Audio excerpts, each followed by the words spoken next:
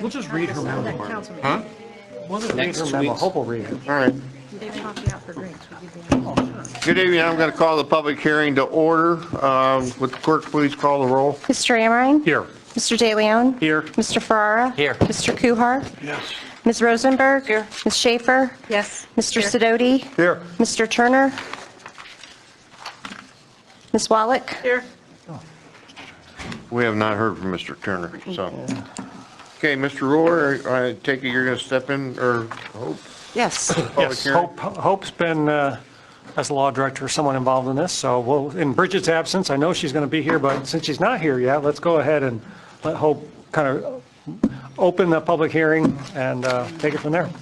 This public hearing is regarding a zoning text amendment in the I Industrial District.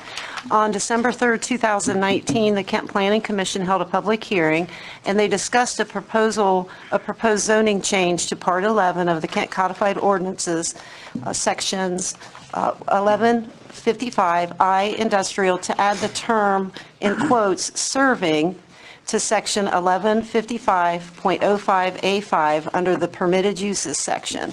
The Planning Commission voted 4-0 to recommend the City Council not to amend the zoning code text. Yeah, and I think we might have sent you an email at some point. Bridget might have mentioned that the applicant who was trying to put a restaurant to get that service designation has since out of the deal. There's no longer in the deal. So, but you technically, so the applicant's gone, so it's essentially their application is no more, but you have to finish what was started. So you have to consider the recommendation, well, we have to hold the public hearing is what I should say. Sorry. What we're doing. Yes. You'll Yep. consider it later in the committee tonight. That it? Anybody from the public, yeah. Is there anybody from the public who'd like to comment on this? Seeing none, the public hearing is adjourned. Thank you. Sorry, I got ahead of myself. We'll get into the committee meeting. That's what the law director's. First one be committee of whole. First on the agenda is the new city website. Gary Bishop, you're gonna, and Harrison, I take it, are gonna, Yeah. for an administration? It's kind of, What? it's actually not 7 o'clock. I'm sorry. It's not 7 Oh, o'clock. I'm sorry. Well, We still have. Oh, I know. sit down, Gary, we'll get you set. We already bent the rules on the public hearing, might as well bend the rules here. Rules are rules. Yeah, I hear you. So we got 5 minutes. Some of the Boy Scouts, come up here and tell us why you're here.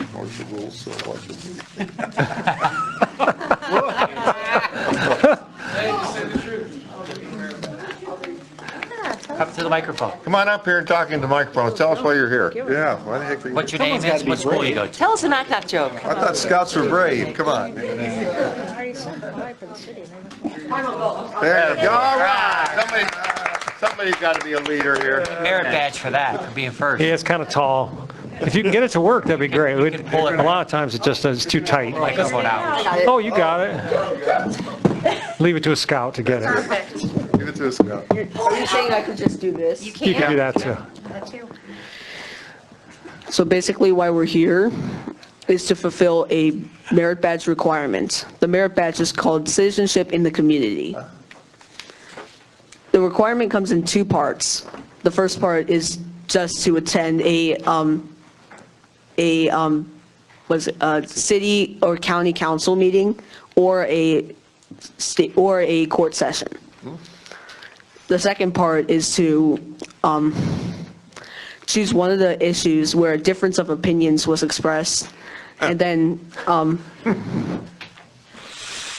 Got it. There you go. There you go. to your notes. We'll have to make, and explain why you agree with one opinion more than you do another one. What's your name? Connor Dockster, 2252, And what school do you go to? Stanton Middle School. Is this a mandatory one for your Eagle Award, or is this? Yes, All right. Are you going to get an Eagle Award someday? I don't know. Well, I see you got, what do you got, 6, 7, 8 merit badges already, so you're on the road, right? Right. You need 21 plus now? I think it's just 21. 21 are required? plus the 13 needed for Eagle. All right. And how old are you? 13 right now. 13, so you got 5 years of work on this project. You have to get it by your 18th birthday. Right. I know, I did that in 1961. Before your parents were born. Hard, They right? didn't even have TV then. Yeah, 52 is when the TVs came. I think I was your dad's history teacher. I'm almost there. That's great. He says it's true, it must be. Yeah. Nice job. Well, congratulations, and stay to it, get that eagle. You're second class now, right? We'll try Right. to disagree with something for you. What, Heidi? We'll try to disagree today. Oh, yeah. Nice little boring. No, thank you. Thank you. for your thanks so input, much. and thanks for the Thanks. Nice job. Glad you Were you guys are here 2 weeks ago, too? Yeah. All right. So it was so good, you wanted to come back. It wasn't enough. But Fair enough, huh? what you didn't see 2 weeks ago is actually, this is committee night, all the discussion. What we did 2 weeks ago was actually to put it in legal form. So first Wednesday of the month is a committee meeting, and the third Wednesday of the month is with the legal part of it. You'll hear more discussion today. Yep. So, okay, thank you. Thank you. Nice job. Not yet. Not yet. Start the meeting first. Yeah. Are you working on your eagle too? I was gonna say. There you go. All right, it's 7 o'clock now, I guess we can legally start. Yeah. The first thing in the committee of the whole is the city website. Gary and Harrison, I guess, are going to make the presentation. Yeah, and please know, certainly these two led the charge, but it took work in all the departments, and it'll continue to work with all the departments. As Gary said, I can help create the platform, but then it's up to the departments to keep it up to date and current and relevant from their respective services and information. So we're really happy. It's been up now, sort of a soft opening for, over a month, and all things considered, the glitches, at least the glitches that Gary felt I needed to know about, were relatively small, and so we're really happy with it. And it's the company that kind of provides the template for us that we work with is the largest municipal service provider of websites, and so we picked them for a reason. They know what they're doing, and they really kind of were able to work well with us. And a lot of the imagery is a combination of local photographers, including Harrison, and we've got an intern from Kent State who's been adding more and more, and I don't think she's here tonight, but she's been terrific. So with that, I'll let the two of them, I can see Gary's anxious, so. You took half my notes already. Dave asked us to come tonight to let you know, catch you up on where we've been. We came to council about a year ago to ask for the funds to replace the previous website and several other ones that we had. I'm not here to take any credit for this work. I'll tell you honestly, Harrison has led the charge on the entire project. We've enlisted the help of a local company called Each and Every to help with a lot of the design. And as Dave mentioned, we brought an intern in from KSU who has been fantastic with a lot of the media. Harrison's photos, her work, and the Each and Every work is what you'll see in the new website. We picked the platform about a year ago, and we used it to replace 5 existing websites that we had around the city. Our regular KentOhio.org website, the police and fire websites, the health department website, Dave's blog, Kent360.org, and Destination Kent website. Wow. We left Park and Rec out. Their website is part of their software. It comes with their services, so we didn't want to muddy up the waters. And we have links, and you'll see that, to Park and Rec's website, but we didn't include them in this project. In the future, as part of this project, when we spent the money, we've paid for a redesign in 3 years. So as this platform continues to grow and change, we're due a refresh and a redesign in 3 years. We'll consider Park and Rec again, at that point. What else do I have? I have your websites. Really, that's all I had, the biggest part of it. Harrison and I had talked about showing you some of the parts that are in the website. One of the things that we did do with this new change is provide tools and training to the departments to let the departments start to maintain their own information on the website. Instead of it being a single point like it was previously, and to alleviate some of the work for Harrison, we started training people in each of the other departments to begin to be able to update, maintain, add new information, and not rely on just one or two of us to keep the website updated. Good? You want to? Yeah, Brett, get it.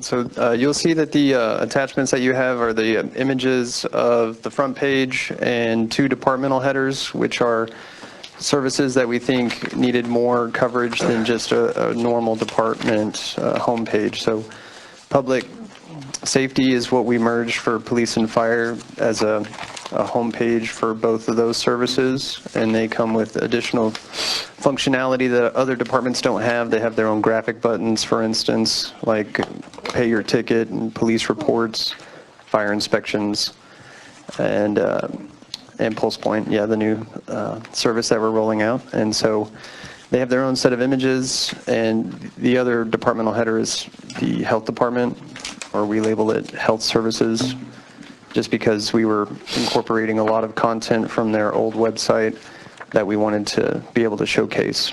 And they have their own graphic buttons as well, those little icons that you can click when you're on the home page.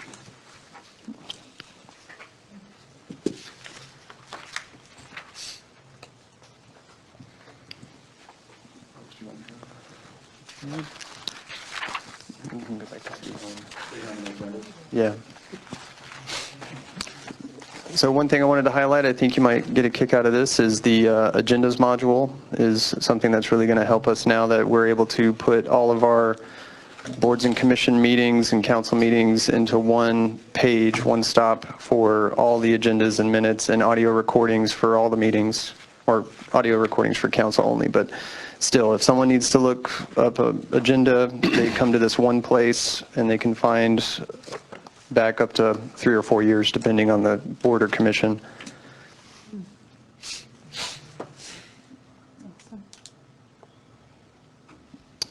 Can you click on the boards and commissions real quick? One thing that this website has that's really something we want to take advantage of is online forms, where we could build forms for people to complete online. And as you can see, Amy already went ahead and created an online portal for applicants for boards and commissions. So people can now submit online for boards and commissions, which is something we want to end up doing for other forms and permits, special event permits, to make it easier for organizations and residents to apply for things, as opposed to previously printing it out, filling it out with pens, scanning it, emailing it. They can just put it all in right here. And that's something that comes with the Civic Plus platform.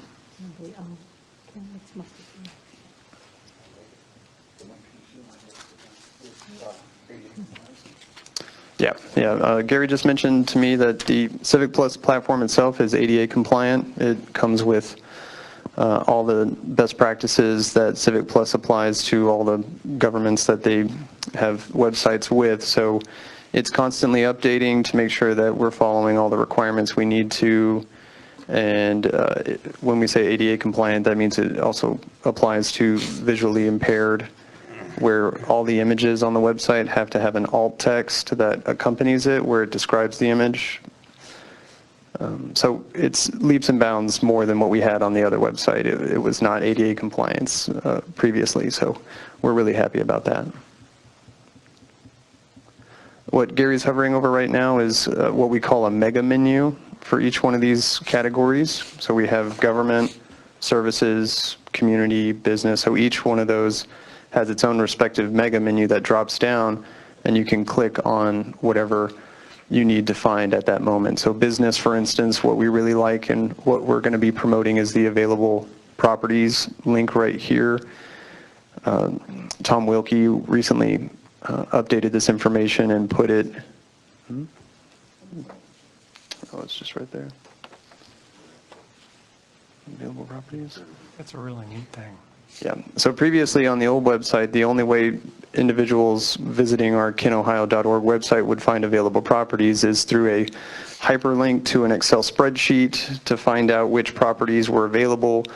It was a pretty old, antiquated system of looking up available properties, not the best when you're looking at it visually. And so using something like this now, we can show properties on a map, where they are in Kent, and then they have a little profile for that property with an image and other details. So it's another cool tool that we are able to take advantage of now, and I think will help as far as putting our best foot forward online, because websites nowadays are also your face to so many people that are not in Kent, and so we want to be able to show our brand and do that in the best way possible. Are there any questions about the website? You might just show that first page and scroll down and, the city news stuff and some of the other elements, and just the social media links and. Sure. Yeah.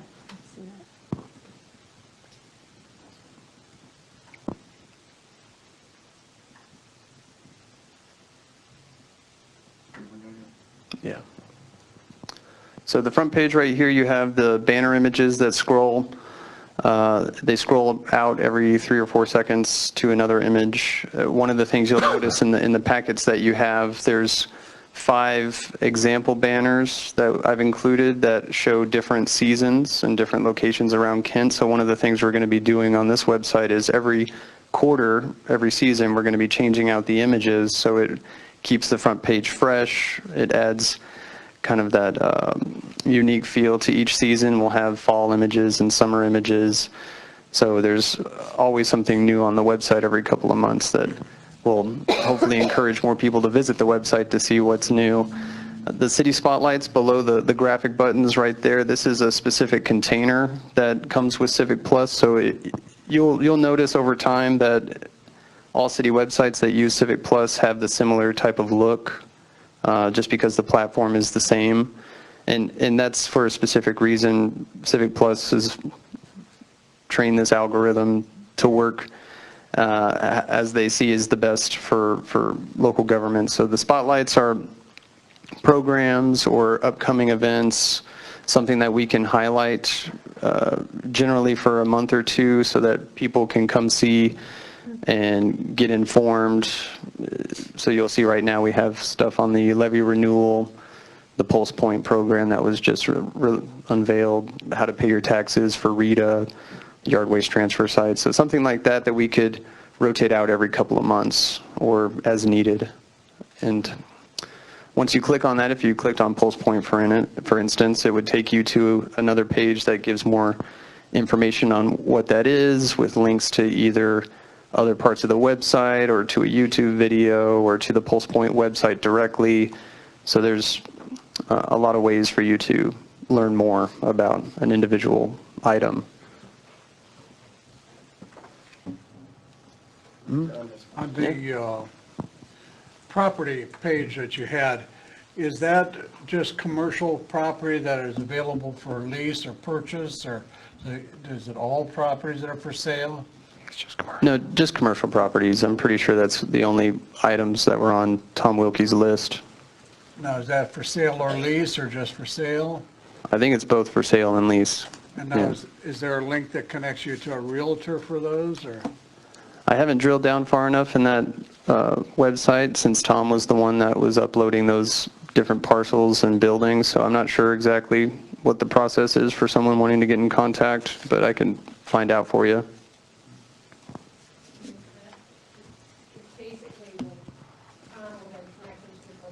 Okay. She said that Tom would connect them to the broker. Heidi? Where is Dave's blog? Kent 360. Is this also here? Well, the blog itself is no longer. Dave's not going to be posting regularly as he's done for the past decade. I think he's tired of it. So how do you stay informed?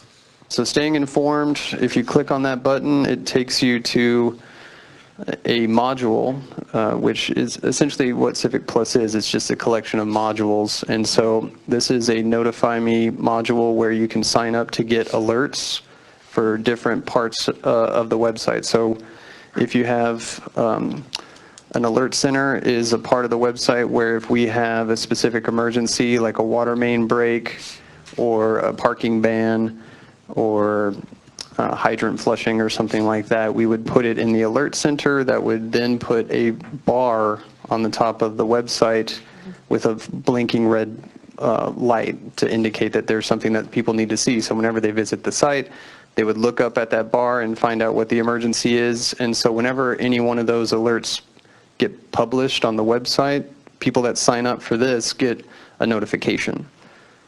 Could we put An email. Tree City Bulletin, like at least like the previous issue and the current issue on? Well, it's already on there right now. Okay. If you look at the community mega menu here, the Tree City Bulletin's featured in the mega menu, so you could see the publication, click on it if you wanted to, or you could just click on the actual link that says Tree City Bulletin. Okay. And there's a search in case somebody doesn't know quite where to find it. That's right, yeah. There's a search, and we'll hopefully try to push the electronic version of the Tree City Bulletin more as more and more people visit the website, because I think in the past people might not have tried just because they wanted to avoid the old city website. Yeah. And we do have past versions. Good. How do I get it on my phone? Mike? Well, the website, Yeah, I've been trying ever since you've been talking. kenohio.org. Yep. Oh, I have the old one on here. No? They don't, it doesn't, I go to Kent, Ohio. Well, one of the reasons, we'll help you with that, but one of the reasons we like this is it is like one of the best as far as mobile friendly. It translates really well to mobile phone, so I don't know. We can certainly help you with that, but. Jack just brought it up. I just brought it up, Mike. I can get it. Maybe you saved it and Maybe you need turn to. that payphone in, Mike, and get it. I wish I had the money I have. You'd be surprised. Any other questions? Yeah, Mr. Sidoti? I noticed all those links that were in there, the parks, the Kent City Schools, Kent State. So when you hit one of those, do you go to their main homepage? Is that how that works? Yeah, for some of them. And some of them are outside of ours. Okay. So we do link to the university, to the schools. Park and Rec, again, that's an outside website from ours, so we do link to those, yeah. Okay, so it just automatically goes to Yeah. their. Yeah, we've tried to limit how many pages we create on the website just to make sure we don't inundate ourselves with too much content. So we want to make it streamlined as possible so people can get to where they need to go with the fewest clicks. So if they want to go to the Kent State website, they can click on the Kent State University or Kent City Schools. That makes sense. We brought over, in those 5 websites, over 250 pages from separate websites that had to get condensed and cleaned up and put into this. It was Okay, are there any I'm other, sure the workload was that conversion. any other questions? Is there anybody from the audience who have a question on this? We're going back to council, there's no action needed, it's just informational. I think it's good. Thanks. It's Yeah, very good. thank you. Way to go. Thank you. What a pleasant A lot surprise. of hard work. Hey, Mike, I got it. a lot of technology. I like that. Got to turn that township phone in and get a city one. So the sirens. I spelled cat wrong. Question. Oh, you spelled it wrong. Yeah. All right, next thing on is the council pending list that we do every so often to find out where we're at. Mr. Roller? So I'll try to go through this quickly. I mean, we do have a lot to cover tonight. Unfortunately, there wasn't a ton of items on the list. I think we've tried to keep up pretty well. And you'll recognize some of these because you asked, even though we sort of satisfied them or met the original objective, a couple of these you said, well, we just like to keep it on the list because it's still an important issue for us. So that would actually apply to number 1 in the handout that I provided in the council packet. Study of pedestrians and so forth downtown and making it safer. And I think, we've had a series of both presentations in here, and we've made changes in the streets. We've done a number of various things, Jim Bowling and working with our downtown, working with Main Street, working with Chamber. So in 2019, this was one where we had said, it's essentially been completed, and you said, well, yes, but we just want to keep it on the list. So I guess my answer would be keep it on the list still? Is that what you? You guys okay with that? It's up to you. What's on the list, we haven't taken it off, so we don't need a motion to keep it. Right, correct. All right. We can just keep it on, is what I'm Yep. saying. Okay.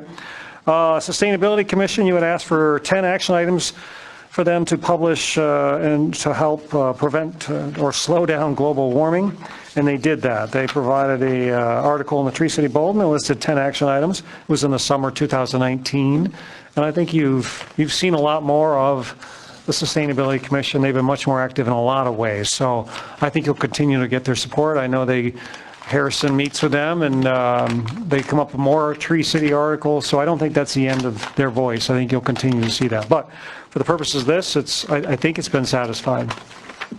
Hey, it stays.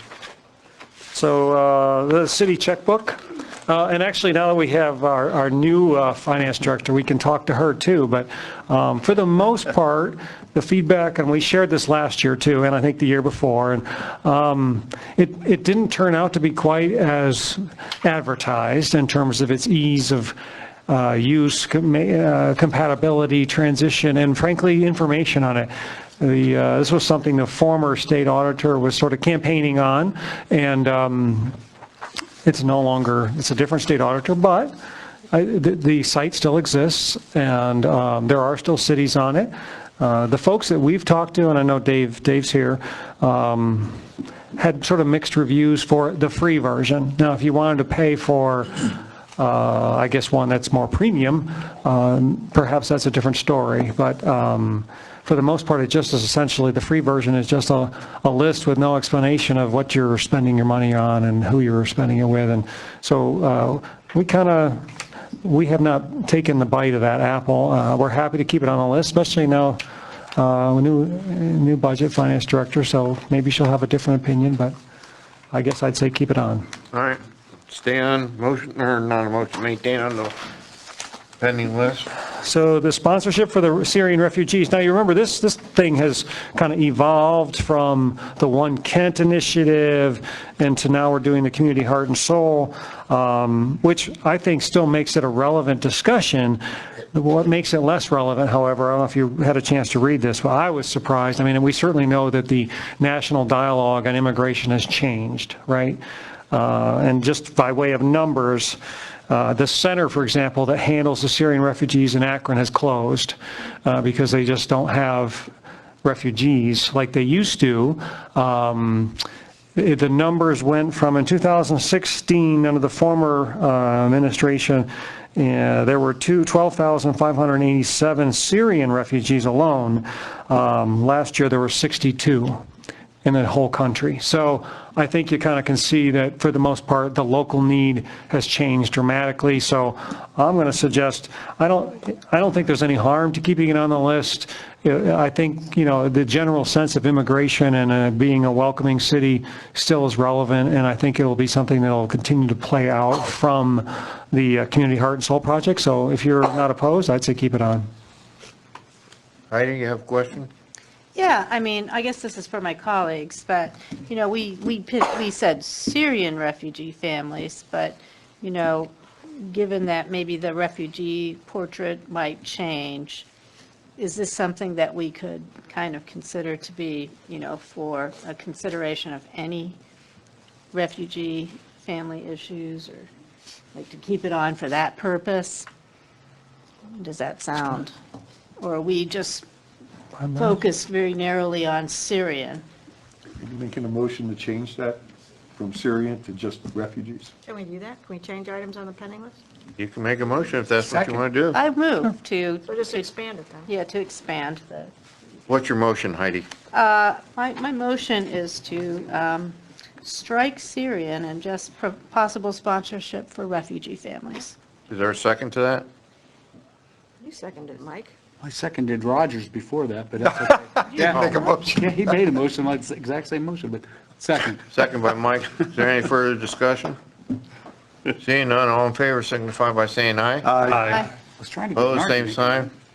Oh, you were trying to get the kids. Okay, that goes back with the change of refugee. Okay. Be not in that one. Thank you. The next item was the Senior Center Advisory Committee.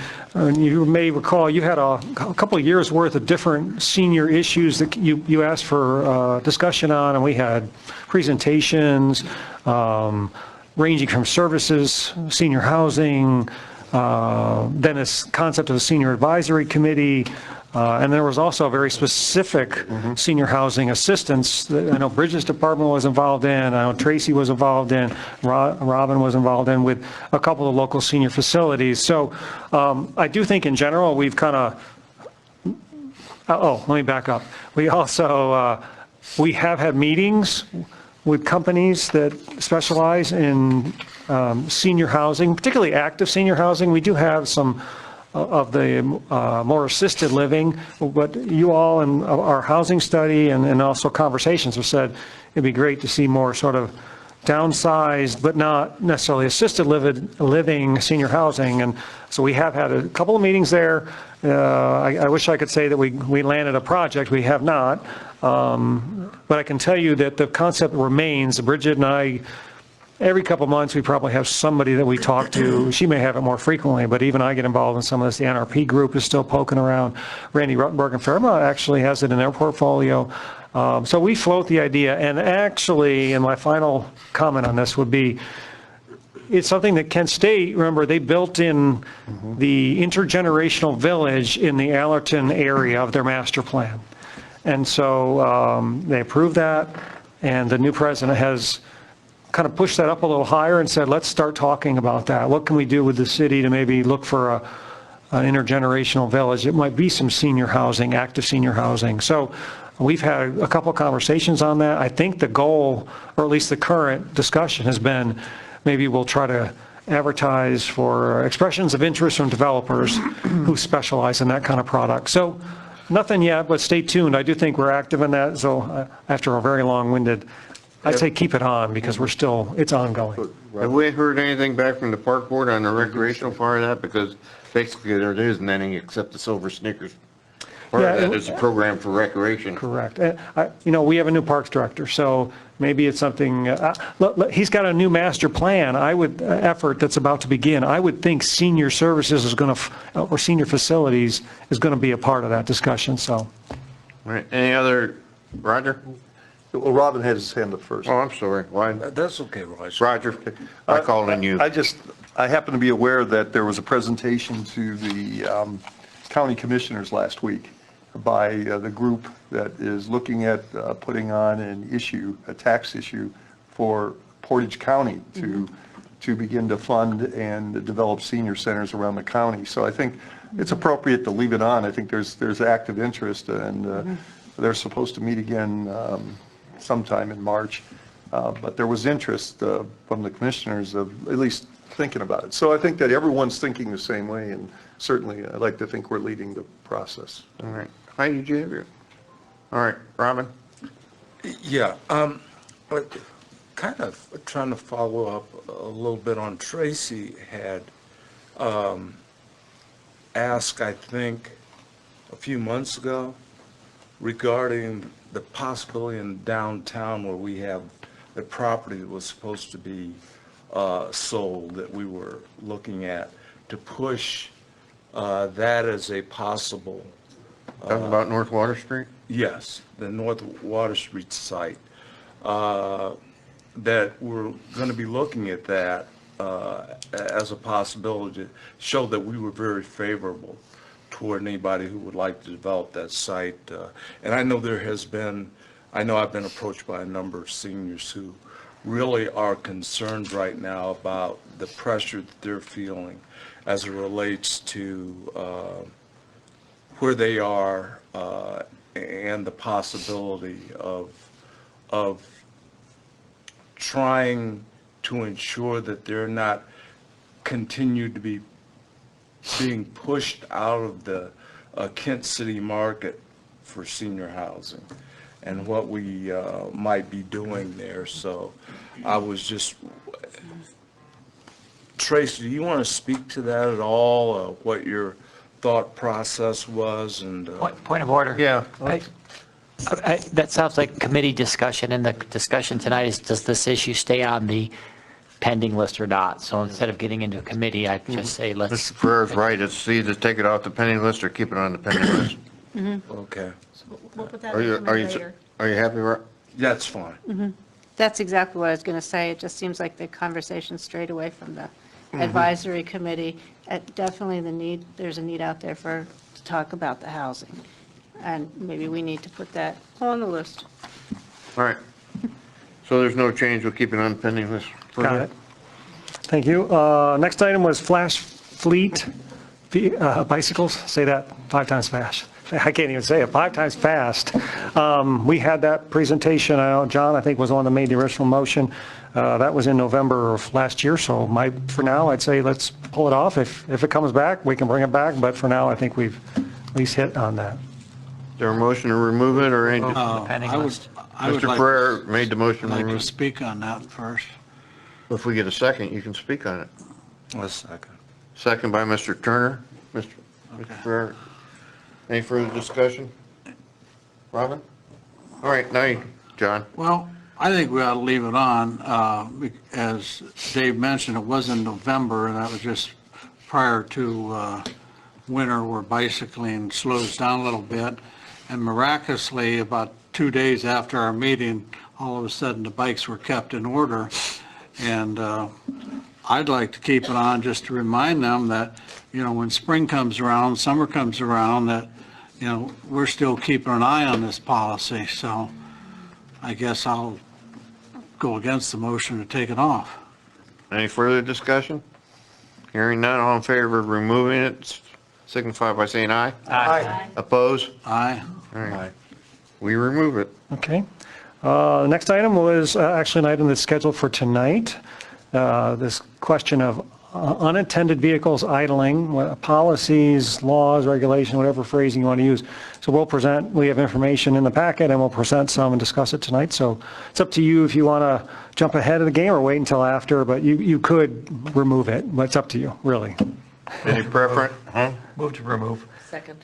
Second by who? Gwen? Any discussion? Yeah. Garrett? Wait a No. minute. Oh, sorry. No, thank you. All right, now, Heidi, any discussion? We can? Heidi, discussion? No, that's okay. No? Mr. Kuhar? Let's just say we already have the laws on the book, so no sense of keeping it on the pending list. All right. Any other discussion? All in favor of removing it, signify by saying aye. Aye. Opposed? All right. And the most recent one was the conflict of interest or boards and commissions kind of in general. That's maybe too much of a narrow summary for that, but we're not done with that. We have had conversations and had some today actually in a meeting. So it's coming before you, but it's not ready yet, so I'd say keep it on the list. Okay, if there's any, we'll keep it on the list. All right, further, Mr. No, because the committee items, I gave those to you, but typically, well, it's a different, former councilman used to say it wasn't my role to comment on the committee items.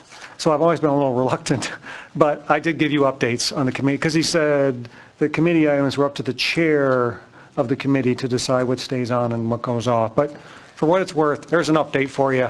I won't go through those. To be honest, though, I think you're in pretty good shape, especially like that last one, the sidewalks one. You had a bunch of meetings. We had a bunch of meetings last year. You came up with a new program. Remember, Jim Bowling had a couple different options that you adopted. We set aside some money for that. We've got new public information materials. So I do feel, and then we had, I think, Hope, one of the meetings talked about, what we can require people by way of dirt and debris that gets in sidewalks or brush that's overgrown in front of sidewalks. So I think we've met the original objectives, but again, I know this is one of those issues that, I don't know, sort of never goes away, right? As long as we have sidewalks. So it's up to you if you want to keep it on. And again, I guess I shouldn't assume it's not really my role, but there's your update for you. You're correct, Mr. Ruhr. The chair people of the committees are supposed to bring those up when they want to get them discussed. So I think we're done here. Yep. All right. Thank you, sir. We'll move into streets and sidewalks. Mr. Sidoti. Yes, first item for consideration is the easements for the North Water Street Improvement Project, and I'm guessing Jim is coming up. It is, and I mean, the good news is, this is one of those signs of like, when the crocuses start popping, you think, spring is on the way. Well, when Jim is up here asking for easements and right-of-way issues, that means the project is right around the corner. So it's pretty exciting, and we've had a lot of discussions about the timing of it, and it is going to get rolling this year. So it's exciting, and this is the first step towards that. So. Thanks, Dave. He said it best. We have two locations that we had optional improvements that could be made to both the public right-of-way and the private side, and happily both property owners agreed to donate the temporary easements to allow us to do this work. So we're just asking for your approval to accept those temporary easement donations.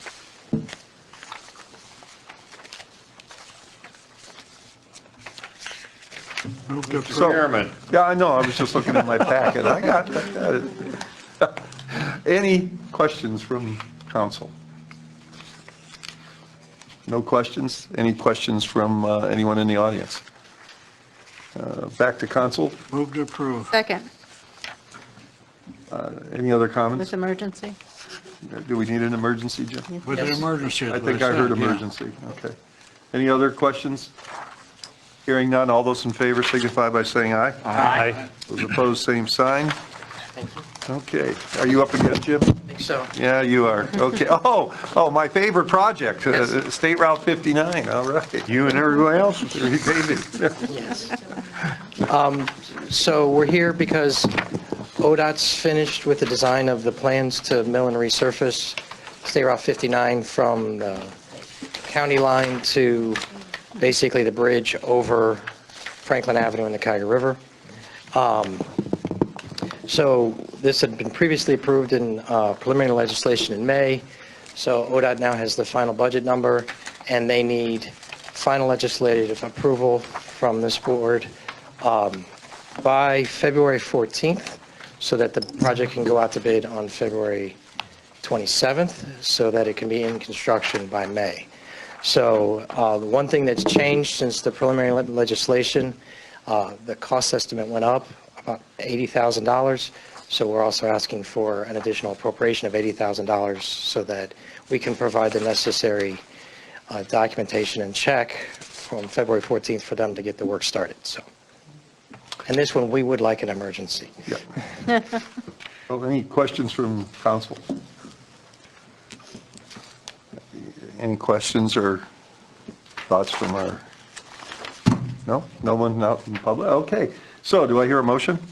Move to approve with the emergency. Second. Any other comments? Hearing none? Oh, you have one, Heidi? Well, but yeah, this is something that I think is very, very urgent. If anybody's driven that stretch on West, on 59, West Main, yeah, 59, going out there, I mean, it's something that's urgent, that people wonder, why hasn't Kent done this? And they may not realize that it's not just us, it's really, this is a state route, so we have to work within their limitations, and this is great that we can move this forward so rapidly. So I applaud the state for working with us on this, and I don't begrudge a little bit more to the budget just to get this very important project done. I will let them know that. John? Well, just so the public knows that the council members don't get any special privileges, I have donated $400 for a new rim and $225 for tire for certain locations on West Main Street. So I'm all for approving this. Thank you, John. Any other relevant comments to that, on this issue? It's pretty relevant. I'll come to the, The speed limit will still be 25. District, or business district. I shouldn't comment, but when a new paved road, it tends to, people speed anyway, yeah, so 25 is probably appropriate. Hearing no other comments, all those in favor of the motion that's on the floor signify by saying aye. Aye. Those opposed, same sign. I understand we have to move now and do a... I'll take care of that. All right. All right, at this time, we're going to adjourn out of committee and go into a council meeting. Would the clerk please read the roll? Mr. Amrhein? Here. Mr. DeLeone? Here. Mr. Ferrara? Here. Mr. Kuhar? Here. Ms. Rosenberg? Here. Ms. Shaffer? Here. Mr. Sidoti? Here. Mr. Turner? Here. Ms. Wallach? Here. All right, first thing on the agenda, I think we need a motion to approve the committee report that we just did. All right. So moved. Second. Mike, who is the second? Any discussion?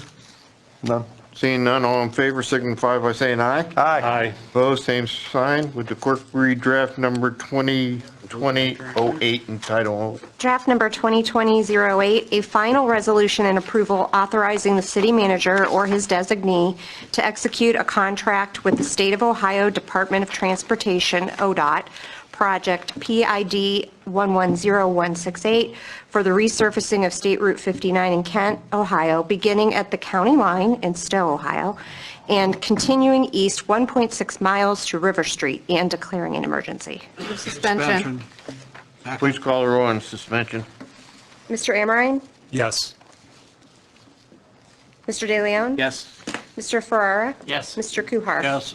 Ms. Rosenberg? Yes. Ms. Shaffer? Yes. Mr. Sidoti? Yes. Mr. Turner? Yes. Ms. Wallach? Yes. Move adoption. Second. Second by Mike. Is there any discussion on adopting this ordinance? I wouldn't think so. Please call the roll for adoption. Mr. Amrhein? Yes. Mr. DeLeone? Yes. Mr. Ferrara? Yes. Mr. Kuhar? Yes. Ms. Rosenberg? Yes. Ms. Shaffer? Yes. Mr. Sidoti? Yes. Mr. Turner? Yes. And Ms. Wallach? Yes. Ordinance 2020-08 is passed. Okay, thank you. We're going to adjourn and we're going to go back into committee. I'm still up, Mr. Mayor. Yes, sir, that is correct. Okay, our next item on the Streets and Sidewalks Committee is the Main Street Kent Rainbow Weekend event, and I believe that's Harrison and This is a new event being proposed, so there's a little bit of a street closure temporary, and we thought we'd bring it in, but we also thought it was a good opportunity to kind of bring it to your attention.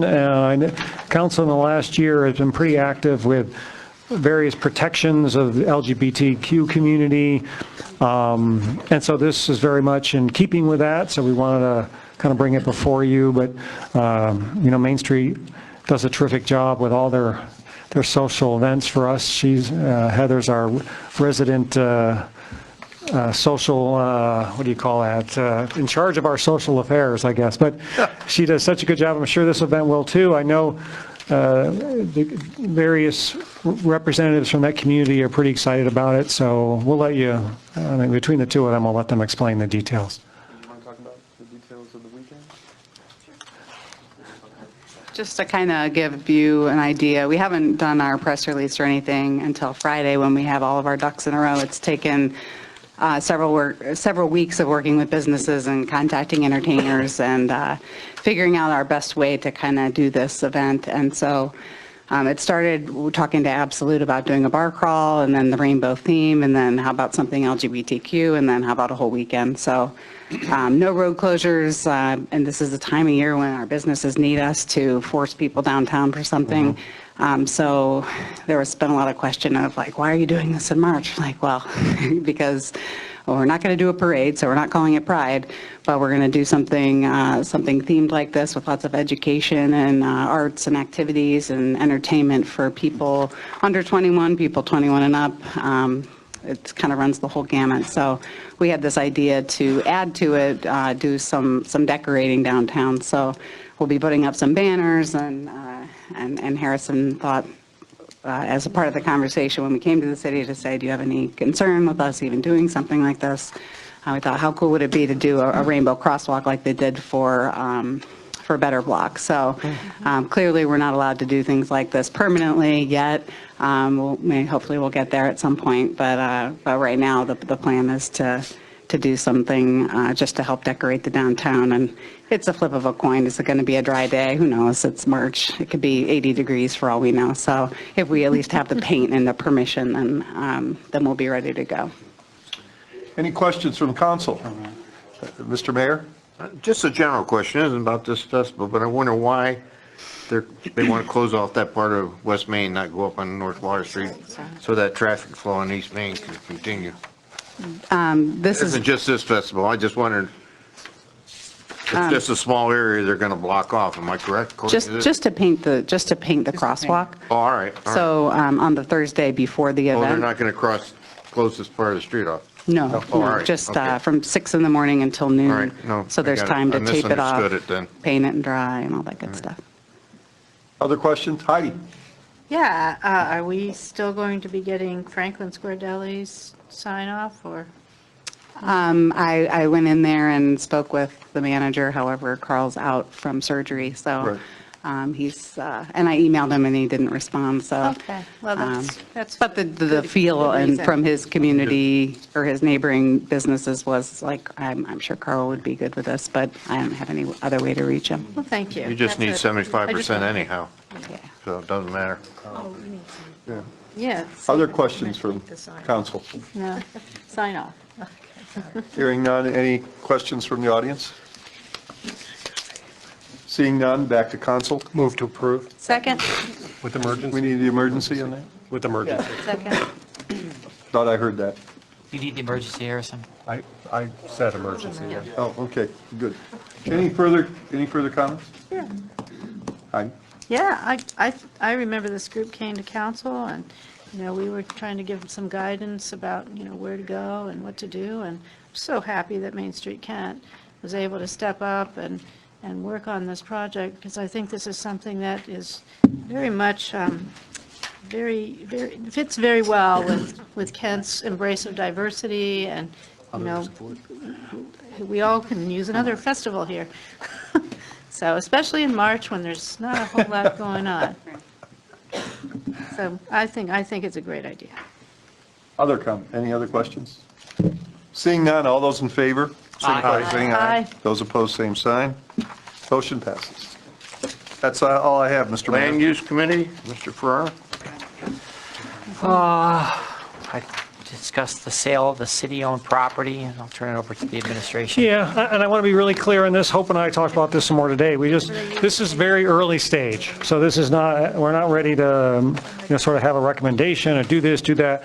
We were approached by a resident that wants to buy a piece of property off Fairchild in that sort of that White Oak subdivision, if that's the right phrase. That happened to have at one point on the books, and you can see a map in your packet, had a potential road connection for potential, I guess, back connection to Forest Lakes at one time. Well, between the wetlands and everything that's between, that will never happen. The staff have said, just physically, logistically, that can't really happen. So we don't really need that roadway, that section of roadway anymore. I frankly didn't even know it existed, but this particular resident is interested in building a house back in that, behind that, so to speak. And the only way, he looked at whether he could get access to some of the property off of Fairchild, but again, there's a lot of wetlands in there. And so he kind of regrouped, I guess.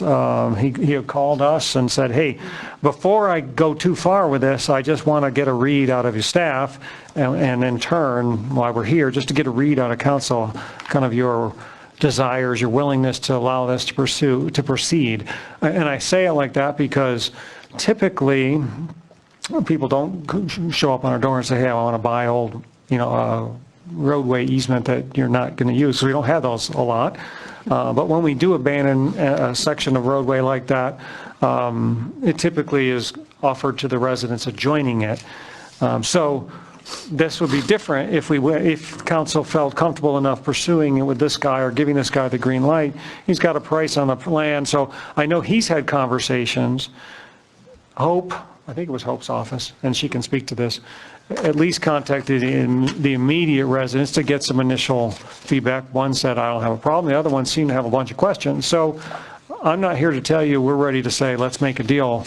I don't think he's here, right? Ron couldn't be here tonight, and his wife Lori also is not, neither could be here. So that, I think, compounds it, because Ron very much is his project. I mean, he's done all the homework on it. And so perhaps one of the things you may want to do is wait to a time. I mean, again, I'm not asking you to make a decision tonight. We were hoping for like a general read, if you would entertain something like this, or do you want to stick to convention and we can tell them that's just not going to work, we're going to do it differently. Or we could go out to bid it altogether, because in the course of conversations, a different neighbor altogether said, well, I might want to buy that. So we don't want to get too far out in front of this. This is one of those, we're trying to help somebody, and I don't want to turn it into something bad, right? So we want to be fair to everybody. So that's the background. I don't know, you want to expand on that? It's up to you. Okay. Mr. Sidoti. Okay, Hope, you got to help me a little bit on the legalese here. Right?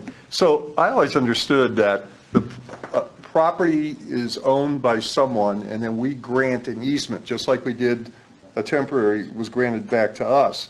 So who currently owns the property? The city of Kent. So it's not really an easement then? No, it is not an easement, it's a Okay. paper street. Okay. Well, I wanted to clarify that because I heard the term. It's a bad choice of words on my part. Okay. On the plat, it is, it says Whitewood Drive, no construction, block deeded to city of Kent. And it is large enough to put a roadway in, which Okay. we've decided not to do. So it's not an easement? Yes. It's an actual piece of property? And if we did get rid of the property, however we would get rid of the property, we would need to require the person who got it, or persons, if it was vacated, to give us easements, because we do have some utilities going through there. Anything further, Mr. Sidoti? Not yet. Mr. Kuhar? A couple questions. I'm not opposed to selling property we're not using. Under the vacation process, are we not required to have all the surrounding property sign off? No. We're not? No, we're not. And The city's permitted to vacate any street at once. The only requirement is that we split it, if we vacate it, you split it down the middle and you give it to the adjacent property owners. That is not a requirement. We're also permitted to sell our own property. So would it not make sense to, or fairness, to offer it to anybody that wants to buy it, if we're going to not use it anymore? We're wanting the recommendation That's why we're here, yeah. from this My last council. question is, since I haven't physically walked the property, if the property is wet land, as you say it is it property that can be developed for Yeah, a driveway or a roadway? And that is, it's my understanding that Mr. Musselman is in the preliminary stages, and before he spends too much money on all that engineering and things, he wanted to get an idea if the city was even interested. So, and I wish he were here because he could tell us exactly what steps he has taken. I think he does believe that there is an area that is, I guess would be to the north, closer to the north, that might be high ground or dry ground enough that he might be able to build a house there. I did give you a letter from Mr. Musselman with some information, and also the home that he would like to build there. He currently lives out in Lake Royale. So in conclusion, Mike, you've heard my consensus. Right. Mr. DeLeone? So I did go out there and looked at it. I think there's probably could be a driveway put in there, but I'm just curious about the property to the left with the house on it, who sent us the letter over the weekend that's concerned about it.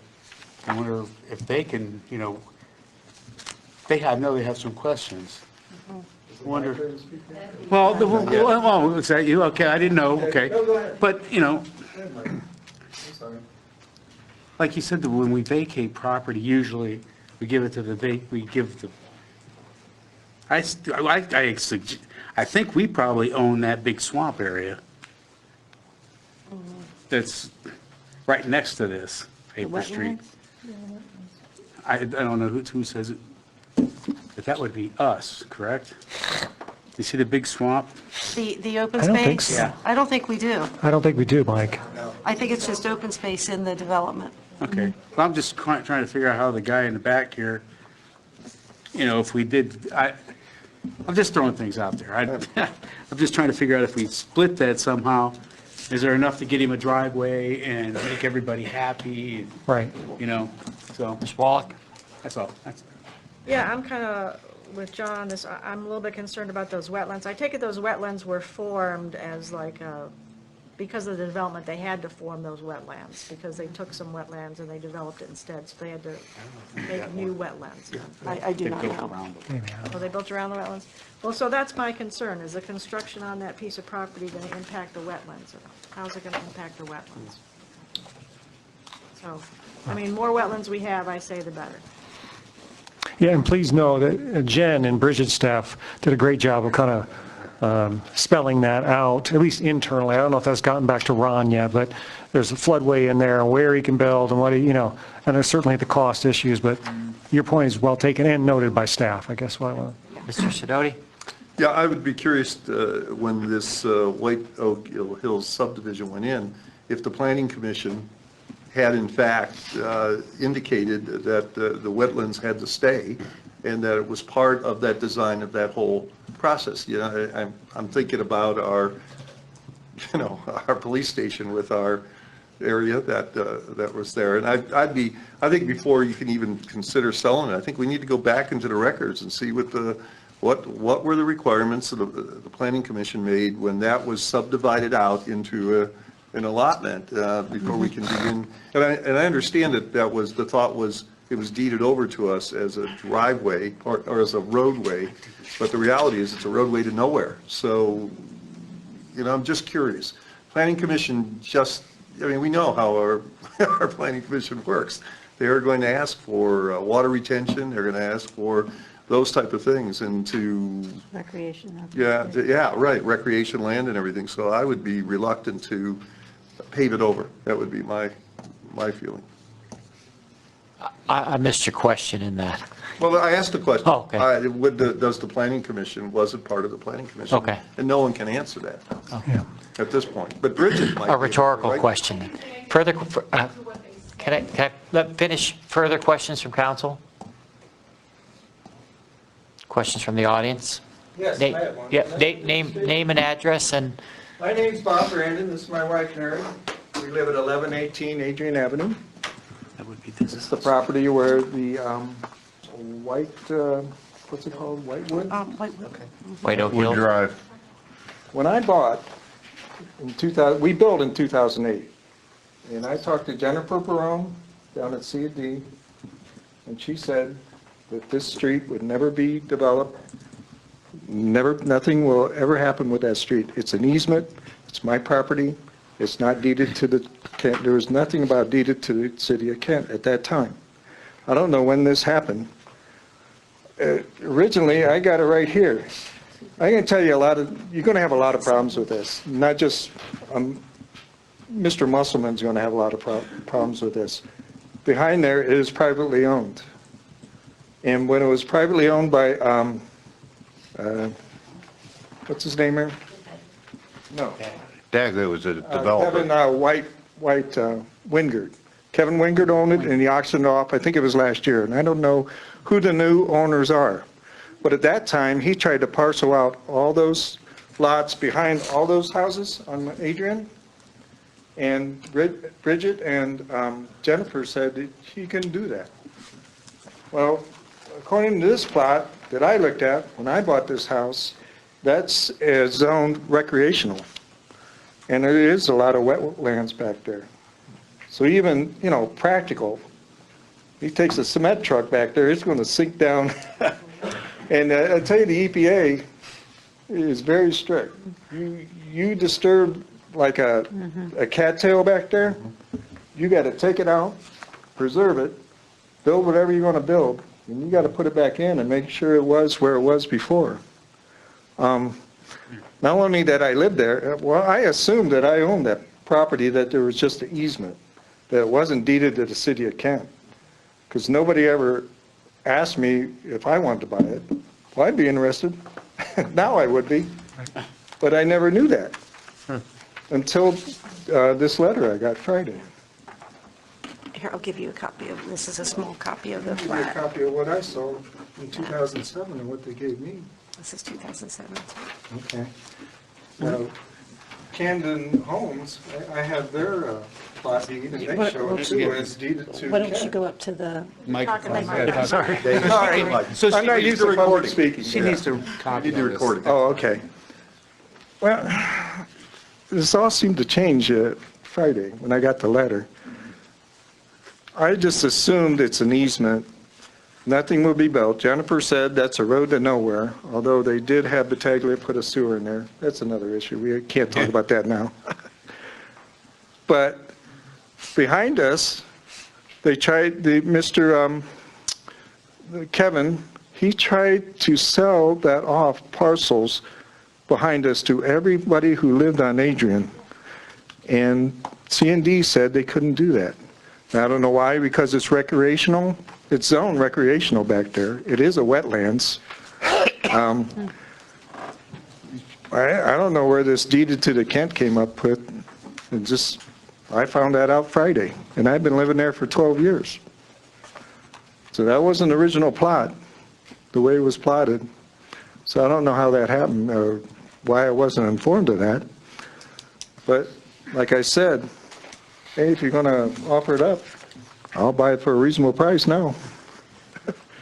So I just want to say, Mr. Musselman's, and you guys are going to have a headache with this thing, more than probably you think.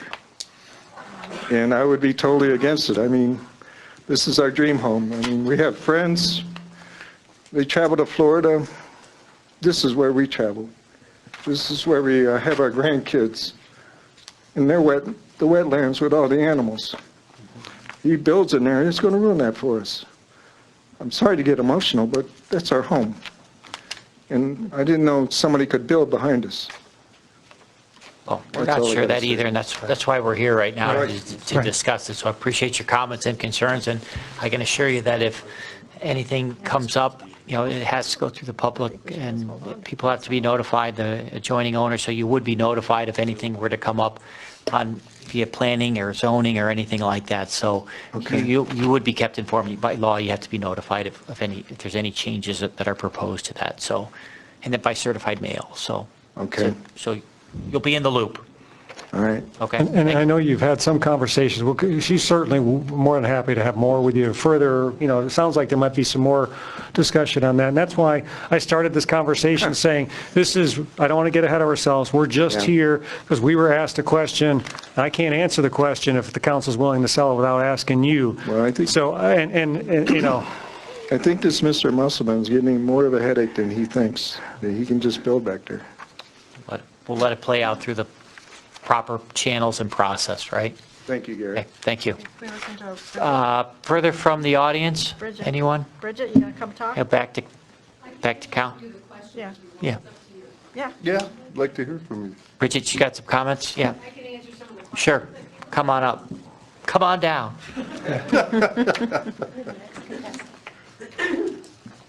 To speak to your question, the reason Mr. Wingard was not able to sell to the parcels along Adrian was because that whole parcel is zoned open space recreational, so he can't subdivide it. He can't break that parcel apart. So this parcel had to be sold in total.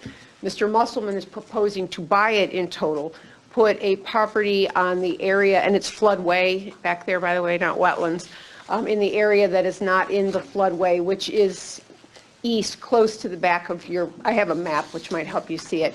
So he can have horses graze in the floodway, but he can't put structures there. But you are right, there would be challenges. So that is the approach I believe he's looking at, so he can get a driveway off of the block that he has asked if the city would consider selling. Did he buy this at auction? Is he the buyer? I am not sure. This at auction? I'm not sure. Yes. And also, one thing I forgot, there is already access off their child to that property. Because of the floodway, he cannot actually have access to the back where he could actually build a structure.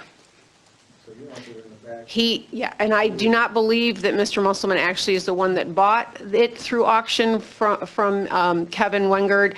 Someone else did. I believe Mr. Musselman is considering buying it from that person. Dan Brown. The whole there, the Dan parcel Brown, isn't that. it? This guy. Yeah, it says Dan Brown. 5 to 10.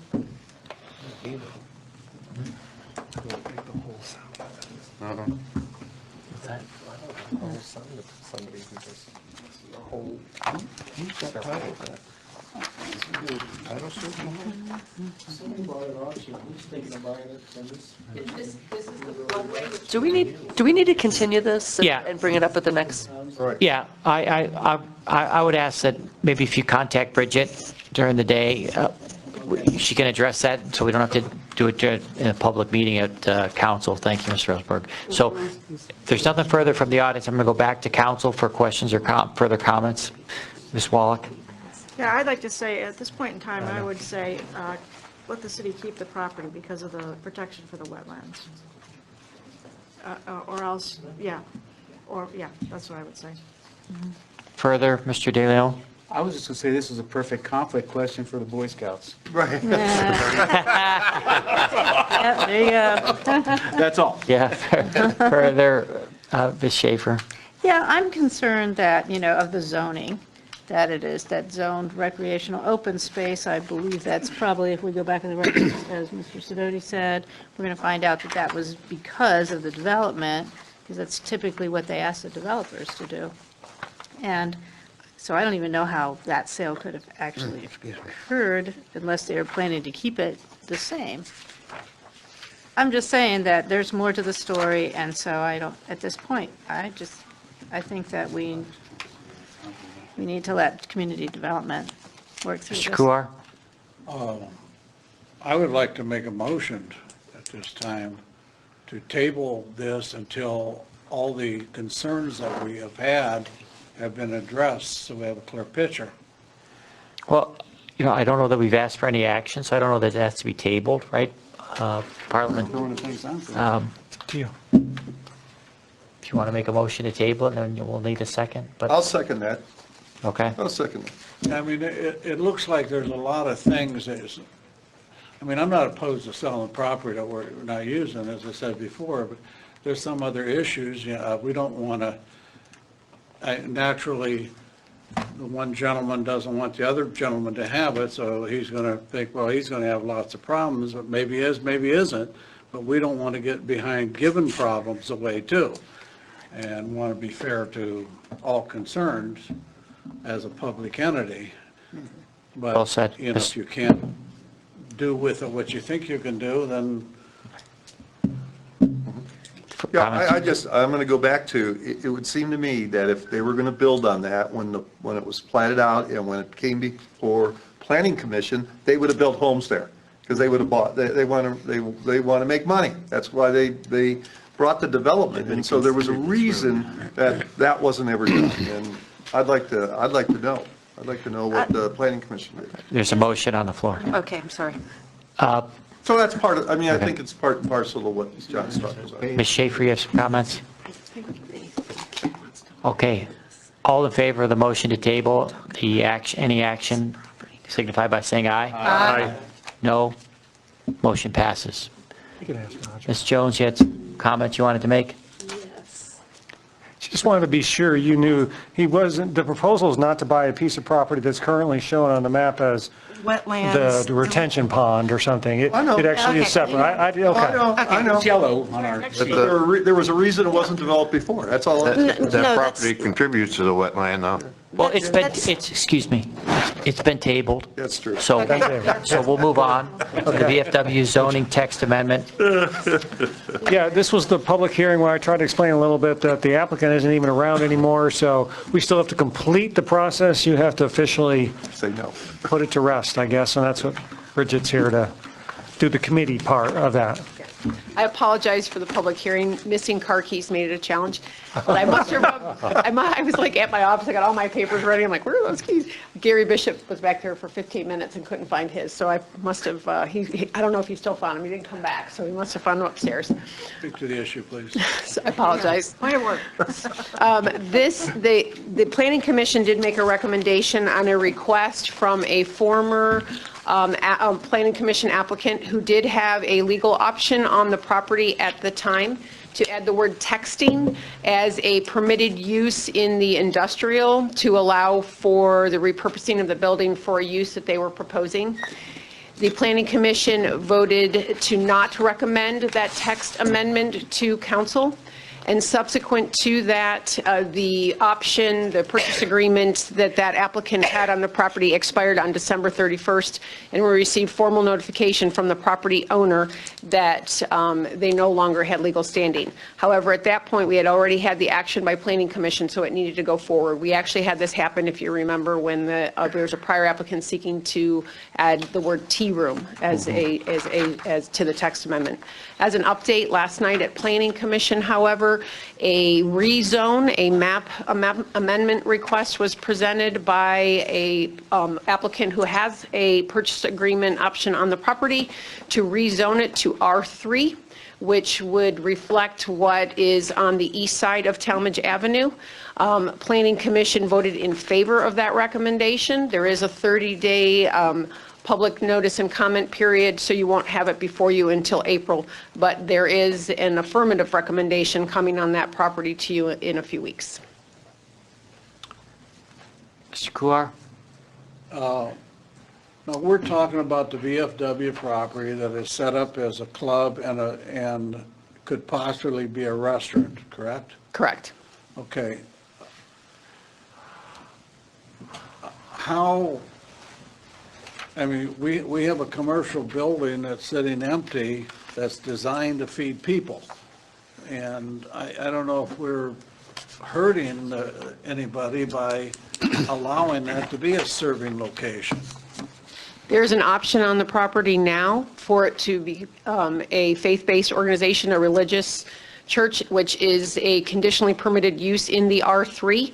So if council affirms the Planning Commission recommendation for that rezone, they will then seek Planning Commission approval to establish a church in that facility. They have a purchase option with the VFW on that property right now. And would that church be serving? They would not, it would be an ancillary use as it was. The VFW was not set up as a restaurant. It was a fraternal organization that happened to have a kitchen. This will be a church that happens to have a kitchen. It will not be a primary, it'll be basically an accessory use to the primary land use, which is the church. So should our decision be based on what happens in a month or so, or? Well, tonight's decision is, the decision that you're making tonight is on the recommendation to not add the word serving to the zoning code text amendment. The vote tonight has no effect on what will be presented to you in a few weeks. If we were to allow the serving to be added to that, how would that affect other industrial properties? I can tell you what we advise the applicant. The assistant law director and I feel that the word serving is so generic in nature, we would not allow that to meet the condition or to meet the land use of a restaurant or a catering facility, because we do have the word restaurant and it is listed as permitted or conditionally permitted in other land use districts. So simply put, we would still, even if the word serving was added, we would not allow that facility to be utilized as a restaurant and industrial, because serving is such a generic word in nature and does not speak specifically to a restaurant type use. We already have that word in our code. So we're just talking about the word, not the use. We are talking about the word. Ms. Rosenberg? Just to clarify, I just want to make sure that I'm clear on it. So tonight, is this the property that there was an interested party that wanted to change it so that they could serve out of it? They wanted to change and add the word. word. Now they're no longer an interested party in that property. Correct. They have no legal standing with the property anymore. And even prior to that, the Planning Commission had voted not to recommend the text amendment. Okay, and it will have no bearing on the next interested party, the church that was interested in the property? No bearing. It is a different land use, and the map amendment they're seeking actually has their use listed as conditionally permitted. Okay, so then. So they're allowed to cater. So would this require a motion to reject adding the word serving You would basically be voting in the affirmative in support of Planning Commission's recommendation not to add texting to the text amendment. Correct me if I'm wrong. Motions are always in the I'd like to affirmative. make that motion, but I would not like to repeat it verbatim. Ms. Shaffer, I was just going to say. you going to ask a question? If this is just a housekeeping measure. Correct. Further questions from council? Didn't you make a motion? She made a That same motion. motion. Questions from the audience? None of the Boy Scouts have any questions? So disappointed. You understand all this? Yeah, it's not on here. I don't understand. Back to council. I would like to make a motion that Bridget has so eloquently stated that I couldn't possibly try to repeat it, so if we could maybe. I'll second that eloquent motion. Thank you. An emergency? With an emergency. With the emergency, yes. Thank you. Comments on the motion? All those in favor of the motion signify by saying aye. Aye. Those opposed say no. Motion passes. Thank you. And that'll adjourn the Land Use Committee. Thank you. Okay, health and public safety, Gary Amrhein? Yes, staff report on anti-idling policies and laws. Yeah, so it actually, there's been a couple of different looks at this. I had not remembered that the Sustainability Commission had actually looked at this too a little while back. But for those of you that don't remember this, there's most cities, including our own, have anti-idling in the conventional sense, more from a public safety perspective. In other words, they don't want you jumping out of your car, leaving it running, going into whatever convenience store, risking someone could take your car, or if you have a dog in the car, or if you have a kid in the car. So it was more that angle. But cities that have wanted to be more progressive in areas of air quality have adopted, sort of taken that and made it additional items in there that speak more specifically to the clean air issues. Candidly, where you see it, I gave you maps, areas that are non-attainment area for clean air have had this on the books for a lot longer, because that's, if they want to get their federal funding for projects, they kind of have to show all these kind of efforts that they've been doing. Ohio and our region, we are not a non-attainment area, so that's why you don't see an abundance of them. There's a couple around. Again, I think it's communities that have wanted to sort of be at the front edge, in Ohio at least, for the air quality issues. And this is another way that you can sort of demonstrate your desire to lead. And so what you will see is variations of, how long, they don't deny any idling under certain circumstances, but it's like a certain amount of time for loading and unloading. And we try to give you some basic examples in the packet. Harrison, I think, left some at your table and that were not in the packet. So you've got a bunch of stuff, and Hope can certainly talk about it too, because it has the legal aspects. Harrison and Ken as sort of the Sustainability Commission. But with that, I guess I'm turning it back to you. Kind of, that's the basic facts. We can answer additional questions, and I think it was Tracy's motion. She may know even more than we know. So that's kind of where we're at right now, and I'd turn it back to you guys. Yes, Gwen? So do we currently address, it looks like we do currently address idling in terms of our service department, police department, they have their own policies. So, okay, yeah, I mean, let me step back. I did mention this. We do have there's actually a formal, at least one, written policy on city vehicles, no idling. But pretty much every department has said, we advise, we sort of have the informal policy if we don't have it written, that you're not to be leaving your car like that. More, again, it's mostly from a safety perspective.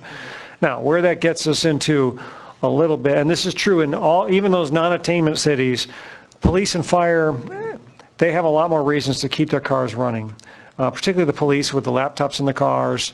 The ability, you turn the car off, the laptop's off, they run a call, it gets complicated, plus the overheating issues. I know Gary, he's not here anymore, but he mentioned that in the summertime, there's a lot of heat generated by those laptops, and you definitely have to keep the car running. And it's what? Canine card. The canines in the car, obviously. So there's more exceptions in the public safety arena. I think we all kind of acknowledge that, right? Response time matters in what they do, and some of that response time is driven by the availability of the vehicle. So setting that aside, Melanie was very clear that she might have been the one that had the written policy too. We were trying to track it down, but they're not to be leaving their vehicles idling unless there's a good work-based reason, and they kind of want to know what that is before you just automatically do that. So that's the city policies. Internally, I felt pretty good after we did an internal poll. I'm like, okay, that's more than I thought. Because even the public safety said, no, if you're running in and you don't need to keep your car running, turn it off. So I will say, Chief Lee said they have enforced on residents at times the idling law that's on the books already. Again, from a safety perspective, more than the clean air perspective. It's not often, she said, but they definitely do some. When you look at articles from other cities, it says the same kind of thing. It's not a easy thing necessarily to enforce. I mean, because if you happen to be there and see it, but usually they're maybe 5 minutes, right, and then they're gone. So, but still, you put something on the books, you have the ability to enforce it, should you do catch it. And I think in this case, it sort of speaks to our commitment to clean air. Remember, we were all into the climate action plan, and we are still doing that. I mean, the Sustainability Commission's still pursuing that, and it would not surprise me if something like this was another recommendation that came out of that too, that said you ought to be doing that. So I think it lines up pretty well with your objectives as council, the community objectives, to maybe flush that out a little further. And I guess my thought on that would be, if that is indeed the direction you end up going, we would probably need to, kind of take some time to draft some language to that effect and come back to you and kind of bounce it off you. So sorry, I see Tracy's got her hand. Okay, Tracy? Yeah, I would like to continue to go in that direction, and maybe the number 2 that we have right now, motor vehicle that is locked regardless of where it is parked, take that off the list, because now people have automatic key locks. And this idling the cars when they go into the stores is becoming more and more prevalent. It's becoming more of a habit, especially among the younger generation. I mean, I see them doing this all the time, just leaving it go. And we've got to, I mean, the climate change has reached a crisis situation now, so we've got to do what we can to try to combat some of the things that are unnecessary. I mean, you don't need to leave your car idling while you go into the convenience store if it's 55 degrees out. I mean, there's not an air conditioner on, there's not a heater on. I mean, are they just too lazy to turn the car key when they get back into the car? I mean, I can understand if their car's not going to start, but everybody's car is not going to start. So I think we need to really push this harder in the environmental direction. Okay, John? Maybe we could piecemeal approach it in a way that'd be effective. Like, if we look at the downtown area where we have higher concentrations of vehicles, maybe we could have in areas similar to that, no idling zones, something to look at. Where you're not going out on Elm Street for somebody who's getting their kids and packing them in a car, but as Tracy said, you got somebody in a shopping center in there looking at magazines. Okay, Roger? Well, yeah, I agree with John in the sense that there are areas where it happens, and it's where the shopping is more than anything. But I think the key will be how, and I haven't really read through all the materials, I'm just curious, how do they educate the public?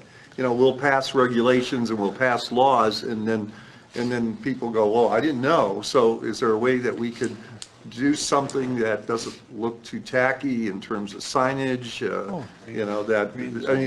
we need to do that, because you got to change the behavior. That's what we're asking, is behavior to be changed. So I think an educational component has to be part of it. If I can answer that, that is actually probably the most common approach in terms of enforcement. It's really the awareness issue more than anything. It's self-enforced, right, to the extent from a practical point of view.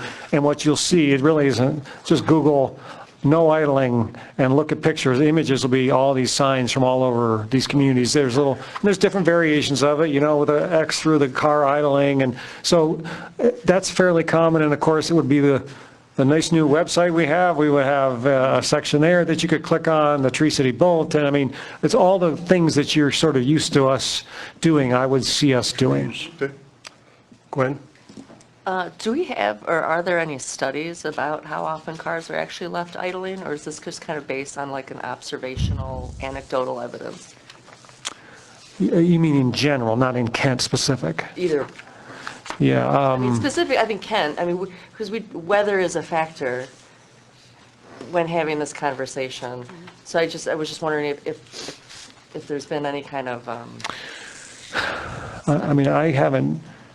What I can tell you is there are coalitions that sort of represent that no idling campaign type groups, and they certainly have a lot of data. Now, have I gone through and sort of vetted that data? I can't say that I did. I mean, I don't consider, and maybe that's something you ask the sustainability, or maybe we get to just regroup with them. Maybe that's something they could help verify, or, give you advice before you actually pass the law. Tracy? I can probably easily say by personal observation, 50% of the cars are idling for no reason, 50 to 75%. And when you go into convenience stores. I don't agree. I don't either. When you go into convenience stores, things like that, or at Starbucks, things like that. Boy, I don't see that. I don't. Mike? I'm just looking at the two examples that you give us, and yeah, they could have the guy there at the store going into Starbucks, but is there an exemption here? There's 12 exemptions for Lakewood. I don't know how many are in Cincinnati. So they make the law and then they make an excuse to break the law. So I don't know how we got to put something together that's, what is it? 2%. You know what I mean? I think it's 50%. 50%. Okay. Any other comments or questions from council? Heidi? Yeah, one of the other exception we were talking about, Tracy mentioned that locked vehicle regardless of where it's parked. And then the other one is a motor vehicle that is parked on residential property. So if somebody decides to idle in their driveway for, half an hour, that's perfectly legal. Yeah, it's legal, yeah. Private property. Yeah, well, that happens in my neighborhood. And, That's interesting. I yeah, hadn't thought of that. it's, Is it? I would be in favor of discouraging that at the very least. That's why I think for the most part, the bigger benefit, the enforcement, as Mike said, there's so many exceptions. It's really less about enforcement than it is awareness and education. And you try to get that honor code, trying to get people aware of it, and then say, oh, I don't actually need to keep the car running. Tracy? Well, we have to go to the audience first and Yeah, stuff like that. But okay. I was going to say, I just think this needs to be explored more to see, can we not have all those exceptions that Mike pointed out? Can we have something simple? And can we have things at like places where people tend to idle the most, like convenience stores and things like that? Can we have something, a requirement that they place on their door that there's no idling, or just things like that? So I just think we need to have more discussion of this and continue it. Okay, does anyone from the audience have any comments? There we go. Ben?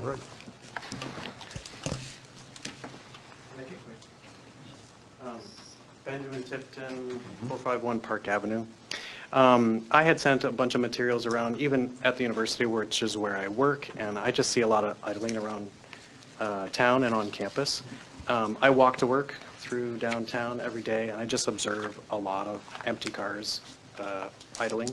But then also cars with people in them idling, like around the schools. There are, do not idle your car right next to where 30, 20 cars queue up next to Davy on a daily basis. And in the cold weather in particular, it's, you can really smell it. It's not good for the kids, et cetera. And then there's the climate issue. So there's, I wouldn't say it's like a 20% thing. I'd say it's like a smaller issue, but really clever signage can be helpful, like if your car is running and you're not moving, that's idling or something like that. Just to, for some reason, it's right next to the cars at the schools in particular, and it's got the big no idling, and of course, everybody's idling. So it's like, it's more on the education standpoint that I would want, and just some quick observations. A lot of parents like dropping off kids to daycare, they'll leave the car running while they drop the kid off in daycare, and they'll just keep the car warm. Okay, I don't do that, but some do. I see that often. And then, yeah, the store usage, go in quick, grab some stuff and keep the car warm or cold in the summertime. So it's, as my straw poll walking through the city every day, a number of times, there's a bit going on, and we could say something in it and say, we care about our environment, et cetera. So that's all I got. Thanks, Fred. Thank you. Okay, anybody else from the audience? Back to council. Tracy, did you want to? No, I just want to move to continue the discussion at continue it. Okay. Second. Second? All those in favor of continuing the discussion? Aye. Aye. Okay. That's it? Oh, opposed? Okay. That's just part of the process. Finance Committee, Mr. DeLeone. Okay, so now we get to finance. Holy. I don't know what to call him. Yeah. And you notice you're last again there, Dave. You're last still. Last on the agenda again, Last on the Dave. agenda, yeah. He's emeritus. Last day, the last. Emeritus, that's right, that's right. Chamber. All about that. He's enjoying this way too much. Best for last, right? Yeah. Yes, Nice. that's what I say. Yeah, it's worked all these years. So I'm here actually as your former finance director to address these next couple agenda items on behalf of your new finance director, Rhonda Hall, who is in the room. So it seemed most appropriate for me to do this and not put her in the position since I drafted these requests, and so that's what I'm going to do. At the urging of Bridget, I am requesting your favorable consideration of a ordinance that will create a new general ledger fund for the purpose of segregating and isolating activity related to HUD grant monies. I finance endorses her request to do so, and believe that it would be help ensure compliance as needed with the HUD requirements, so that we can show that. So it's a pretty simple housekeeping thing, but we don't take making funds lightly. You take your action, and subsequently we will notify the county as such and proceed from there. Any questions on this housekeeping issue? Anybody from the audience? Back to council? Move to authorize. Second? The emergency's automatic, right? Yeah. All those in favor? Oh, no, go ahead. I just want to say that I think this is a good idea. This is something that many organizations are going to, because, the grant funds really have to be tracked very closely, and we don't, it's kind of like, this is something I'm going to bring as a recommendation to my organization, but, with our many HUD grants, et cetera, so it's a great idea. Further? All those in favor? Aye. HUD. Aye. HUD. Passes. Now, your favorite part. The next item is my usual appropriation amendment memo. Getting Dated. choked up? Pardon me? Getting choked up? Not yet. Well, you surely brought us a lengthy list. Yes, you did. Yes, you did. I tried to outdo myself this year. I started page 4. Part of his retirement package. Yeah. No, there's no motorhome on here. No motorhome. Yeah, I heard you're still looking for it. Well, hope springs eternal, at any rate. But yes, we did have a rather lengthy list of reappropriations this year on this first amendment, by and large. But to which I would, of course, note that I will need to add the the $443,000 that you just approved out in special meeting of council. So that would be reflected in your final appropriation exhibit. So, but certainly I'd be happy to answer any questions you might have. Questions on the lengthy list? Anybody from the audience? No questions for my final? No questions. Back to council. Move to approve. I'll second that. Discussion? Is that emergency? It's already Automatic. All those in favor? Aye. Opposed? Aye. Opposed? You're No, opposed? no, I'm in favor. Okay. Sorry. It's a little late, okay. We should have all voted no. Yeah, that's what we should have done. It passes? It passes. It passes. Great. Well, thank you all. It's been an honor and a privilege to work for you in the Kent community, and I appreciate the 10 and a half years I've had here. Thank you very much. 10 and a half Thank you for your service.